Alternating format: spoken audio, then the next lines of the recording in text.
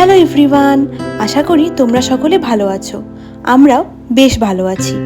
আজ 17ই অগস্ট 2025। আজ থেকে প্রায় 5 বছর আগে 2020 সালে আজকের দিনটিতেই প্রীতমের সাথে আমার প্রথম আলাপ হয়েছিল। তারপর ভালোবাসা, রাগ, অভিমান সব কিছু মিলিয়ে সম্পর্কের 5টা বছর পূর্ণ হলো। ভাবলাম আজকের দিনটাকে একটু স্পেশালভাবে সেলিব্রেট করা যাক।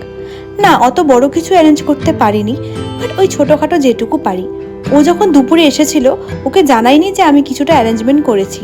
এমনি ঘুরতে গেছিলাম রাজবাড়িতে। জলপাইগুড়ির রাজবাড়ির পার্কটাতে বসে থাকতে বেশ ভালো লাগে। সেখানেই ছোটোখাটো একটা সেলিব্রেশন করেছি। আর ওকে হাতে বানিয়ে কিছু দিলে ও ভীষণ অ্যাপ্রিসিয়েট করে, তাই নিজের বানানো একটা কার্ড আর ফুলের বোকে গিফট করেছিলাম। ও বেশ খুশি হয়েছিল। তারপর আর কি, প্রচণ্ড গরমে সেখানে বসে থাকতে পারছিলাম না, তাই বেরিয়ে এলাম। বেরোনোর সময় এতটাই গরম পড়ছিল, মনে হচ্ছিল আর পারা যাচ্ছে না। তারপর আর কি, সেখান থেকে বেরিয়ে গেলাম জলপাইগুড়ির একটা প্রসিদ্ধ মিষ্টির দোকান মিষ্টিমুখে। তোমরা যারা জলপাইগুড়িতে থাকো তারা তো অবশ্যই চেনো এই জায়গাটা। সেখান থেকে মিষ্টি কিনে গেছিলাম মায়ের কাছে। মনসা পুজোর ভোগ দিয়ে সেখান থেকে আমরা বেরিয়ে পড়লাম আমাদের প্রতিদিনের আড্ডার জায়গা স্পারে।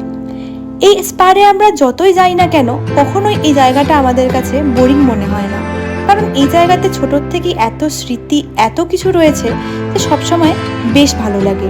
আর বিকেলের দিকে ওয়েদারটাও এত সুন্দর হয়ে গেছিল যে বসে থাকতে বেশ ভালো লাগছিল।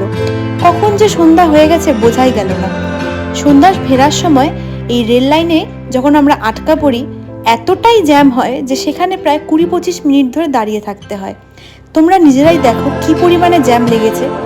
তারপর সেখান থেকে আমরা গেছিলাম মনসা মেলায়। এই মনসা মেলা জলপাইগুড়ির বৈকুণ্ঠপুর রাজবাড়িতে হয়।